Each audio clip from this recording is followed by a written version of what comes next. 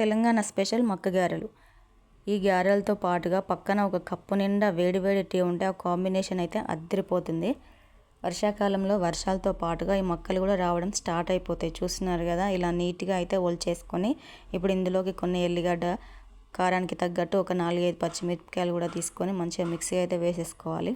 మరీ మెత్తగా కాకుండా కొంచెం ఇట్లా బరకగా అయితే తీసుకోవాలి. ఇప్పుడు ఒక ఉల్లిగడ్డ, కొంచెం కొత్తిమీర, కరివేపాకు, పుదీనా కూడా సన్నగా కట్ చేసుకొని తీసుకొని ఇప్పుడు ఇందులోకి టేస్ట్కి తగ్గట్టు సాల్ట్, ఒక స్పూన్ జీలకర్ర, ఒక స్పూన్ ధనియా పొడి కూడా వేసుకొని మంచిగా కలిపేసుకోవాలి. ఈ గారెలు ఉట్టిగా తినేయచ్చు, లేదంటే ఇంకా చికెన్ సూప్, మటన్ సూప్లోకి అయితే ఇంకా చాలా బాగుంటుంది. ఇప్పుడు ఇది కలిపేసుకునే లోపు ఒక బాండిలో ఆయిల్ కూడా పెట్టుకొని హీట్ చేసుకోవాలి. ఆయిల్ మరీ హీట్ అవ్వకూడదు. ఇప్పుడు వీటిని నార్మల్గా చేయి పైన చేసుకోవచ్చు, లేదంటే ఆయిల్ కవర్ ఉంటుంది కదా, దానికి కొద్దిగా వాటర్తో తడిపేసి ఇప్పుడు ఇట్లా రౌండ్గా అయితే చేసుకోవాలి. మనం నార్మల్గా గారెలు ఎట్లా చేసుకుంటామో అట్లా చేసుకొని ఆయిల్లో వేసుకొని మంచిగా ఫ్రై చేసుకోవాలి. మీడియం ఫ్లేమ్లో పెట్టి అయితే ఫ్రై చేసుకోవాలి, లేదంటే పైన అంతా బ్లాక్ అయిపోతుంది, లోపలంతా పచ్చి పచ్చిగా అట్లానే ఉండిపోతుంది. కొంచెం నిదానంగానైతే ఫ్రై చేసుకోవాలి.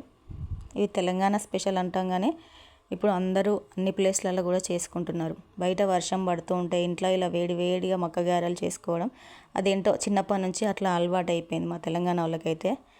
వీడియో నచ్చితే సబ్స్క్రైబ్ చేసుకోండి.